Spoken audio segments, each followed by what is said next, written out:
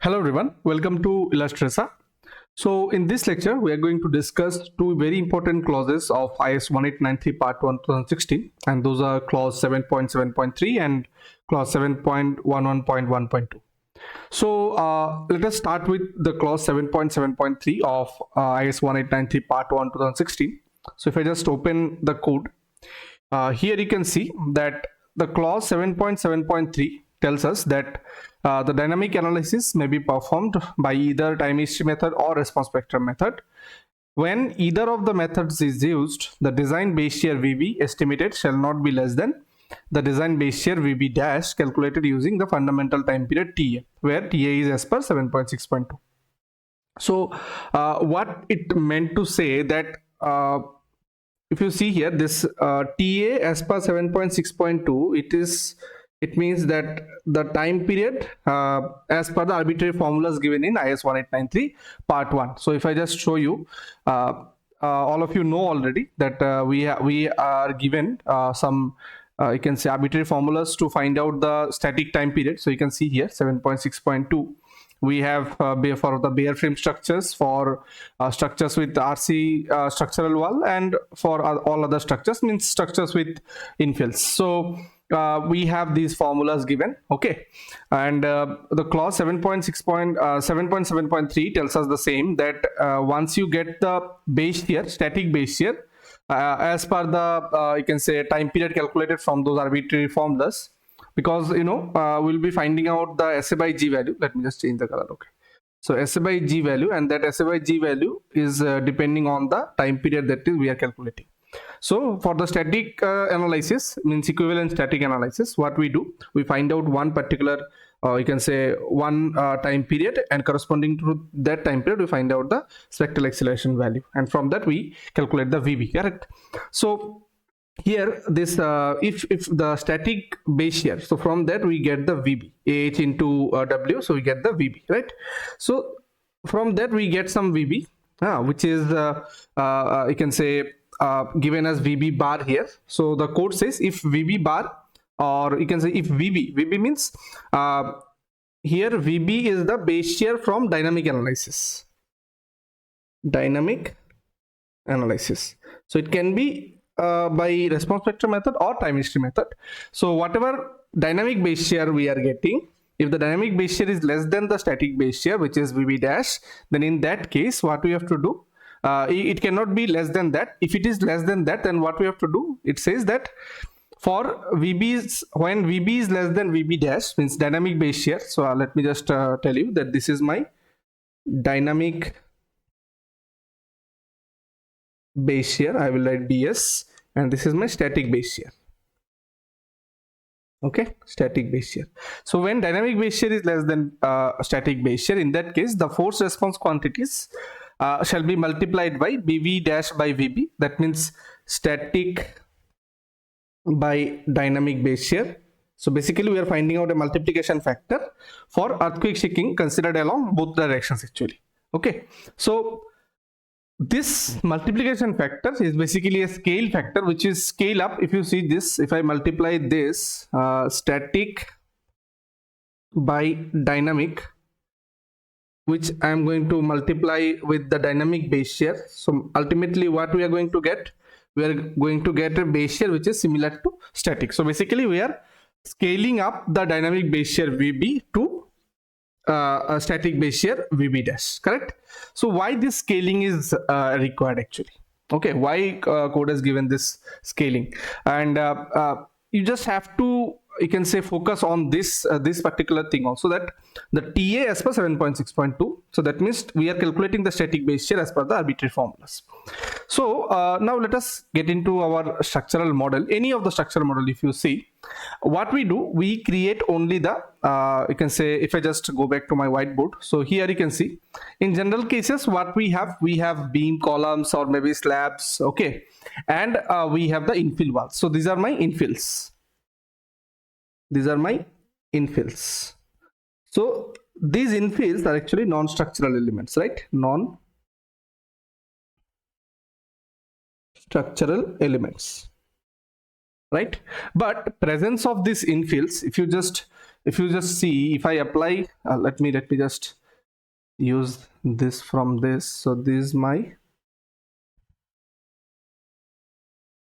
infills, or you can say walls, partition walls, and these are my one of the non-structural elements, or I would say non-structural items. So now if I just apply a force on this, lateral force on this, and what we create a model like this, right? So we idealize the whole structure like this, correct? We idealize the whole structure. We consider this as my rigid joint, okay, and these are my line elements,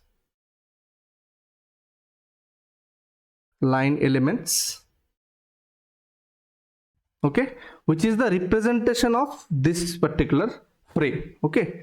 So it is representing this particular frame. But here, if you see, we have not modeled anything which is representing this non-structural element, which is the infill. Okay, there can be many other non-structural elements also, but specifically I am talking about this infills. So now there is no such element that we have modeled here, which is representing this non-structural element, or you can say this infill. Now IS 1893 has given some procedure to model this infill also, but it is a very complex procedure when you are working on a very complex geometry or structure, right? So, and it is a time taking also. So most of the cases we do not model these you can say infill walls, right? Now even clauses are given that when we should model and when we can, I can say, ignore modeling these infills. So though we are ignoring modeling it, but if you see here, if I apply the same force here, F, so as this infill is not present in the you can say the second model, which is only a bare frame, okay, so in that case, presence of this infill in the first frame, what it will do, it will provide a significant, though it is a non-structural element, but still it will provide a significant amount of stiffness to the structure, right? Or you can say stiffness to the frame. But you can simply imagine, right, when you are applying force, the maybe force will distribute like this, and due to the presence of this infill, the displacement we will get here, and due to the absence of infill in this particular, the displacement we will get here will be higher. So if I just write like this, that delta 1, suppose delta 2, and here if I write delta 1, so in that case I can say that delta 2 is greater than delta 1, correct? Because it becomes more flexible due to the absence of this infill, right? Now obviously, as the displacement is less, that means these infills are providing higher stiffness to the frame, or you can say stiffness is contributing to the stiffness of the whole system. So when there is higher stiffness, so that means we can say in case of 1, stiffness is high, stiffness is greater than 2 stiffness. I'm just talking about the overall you can say system. So as the stiffness is higher in this the first case, so in that case what will happen, the forces in the structural elements will be higher. So higher force, right? Obviously, as the stiffness contribution is high in this particular system, so obviously in the internal forces that will be generating, or you can say will be inducing in the structural elements will be higher. But in case of case 2, as the structural you can say system is more flexible, so less stiffness, so in that case forces will be lesser than the first case. So that's why code say that when we are calculating the static time period or the static base shear, so while calculating the static base shear, suppose VB dash as per code, so we are using an arbitrary formula for TA as per 7.6.2. okay, so this is my static base shear, correct? I have written already, okay, fine. So this is my static base shear, sorry,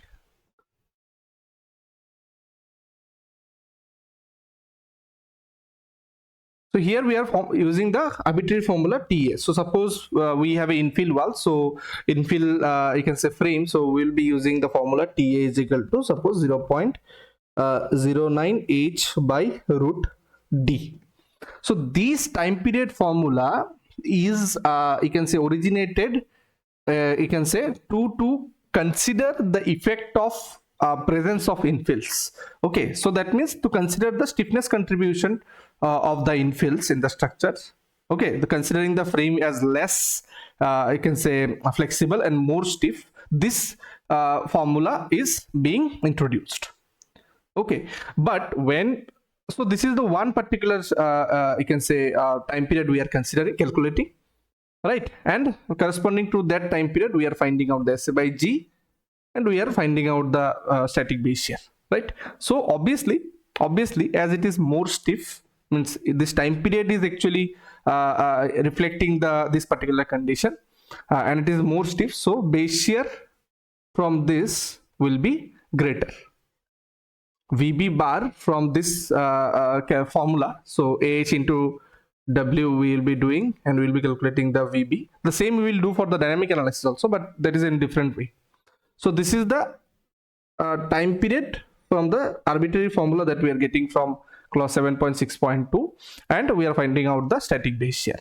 But when we are you can say calculating the dynamic base shear, in that case what we do, suppose we are applying response spectrum method. Okay, response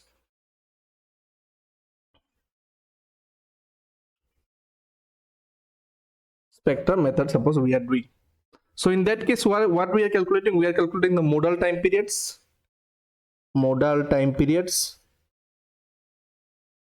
So from where we calculate this modal time periods, we calculate the modal time periods from the mathematical model, or the, I would write it here,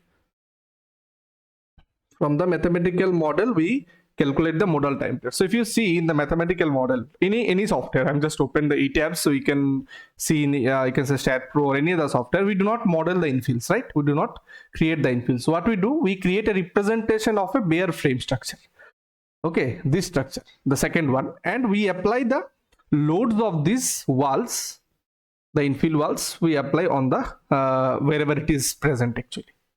Okay, so we do not model the stiffness of the infill walls. So in that case basically we are creating this second model in the mathematical model. So this is actually the model 2 that we are creating, means representation of model 2. I will not say that model 2, we are creating a representation of model 2, which is this 3. I will write it as 3.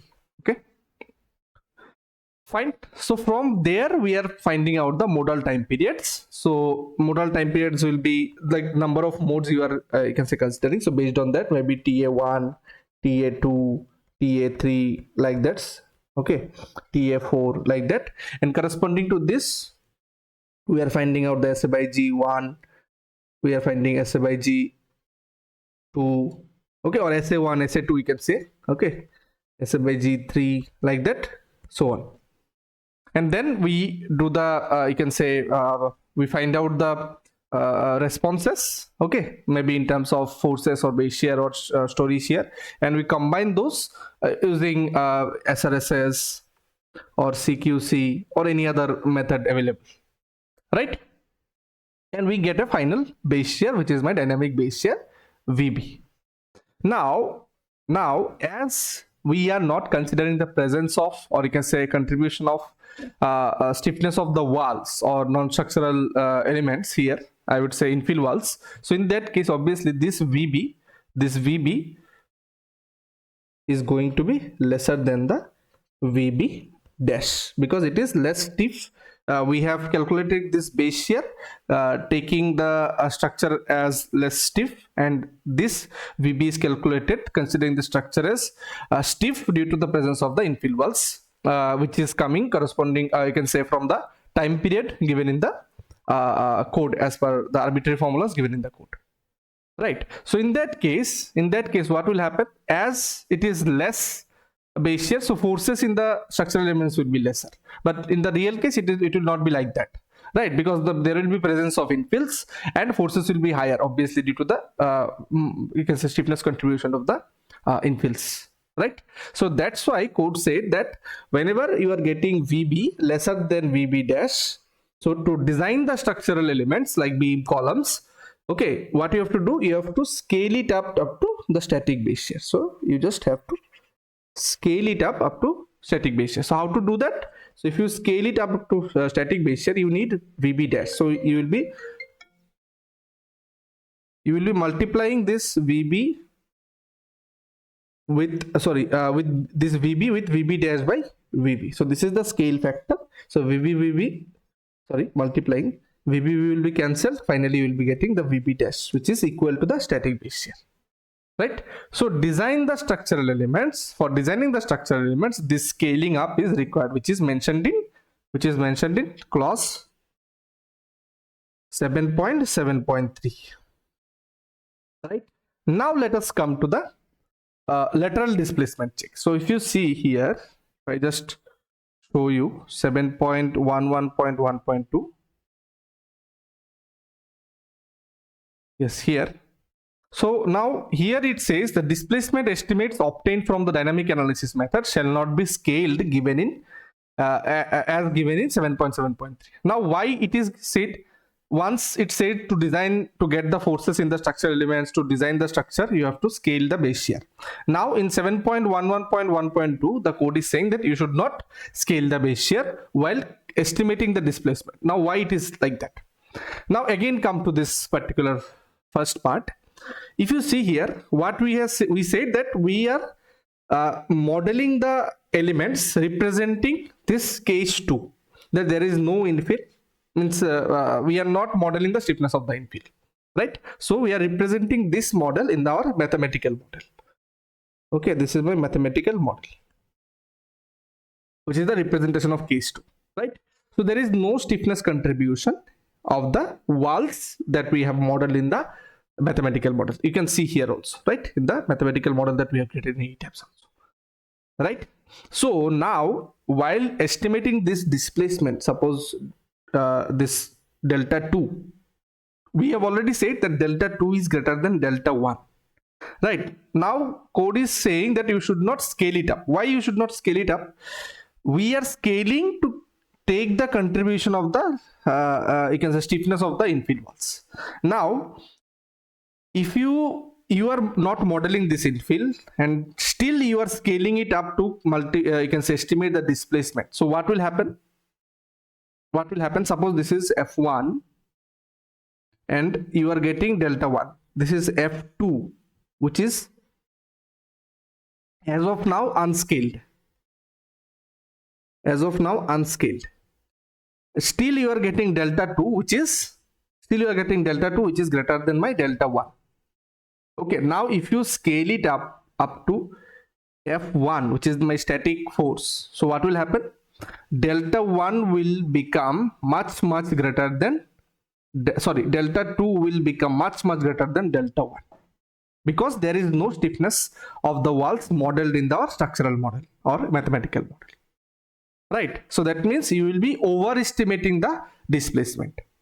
Okay, so when estimating the displacement, you should not scale the lateral forces or dynamic lateral forces, because we have not modeled the stiffness of the walls. If you model the stiffness of the walls as per the procedure given in as IS 1893 part 1, that is the equivalent diagonal strut for the URM, then in that case you can scale and you can say check this displacement. But if you are not modeling the contribution stiffness of the walls, in that case you should not scale it up, because this stiffness of the walls are not modeled.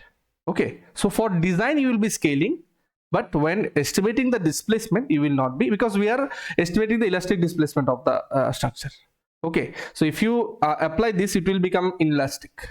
Okay, so we do not want this basically, because we are performing linear elastic analysis, and it is very obvious, right? Because if you want to see the displacement for the real force, so you need to you can say model the actual representation of the structural elements, so even including the non-structural walls or infill walls.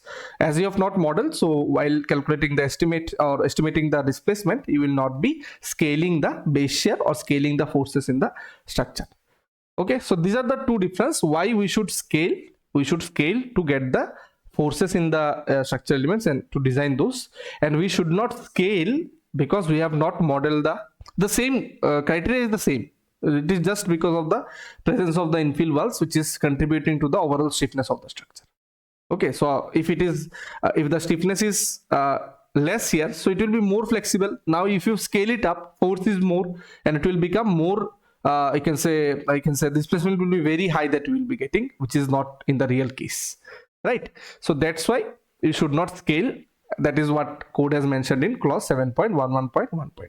So I hope these two clauses, those who are I can say some people used to scale it up and then estimate the displacement, which is very incorrect. If you want to scale it up, then you have to means you have to scale and you want to check the displacement. In that case, you have to model the equivalent struts for the I can say to consider the stiffness of the non-structural infills. Then only you can scale and check the displacement. Otherwise, you have to go by the code because code is considering that you are not modeling the infills, and which is the general practice most of the engineers do. And when you are estimating the displacement, you should not scale.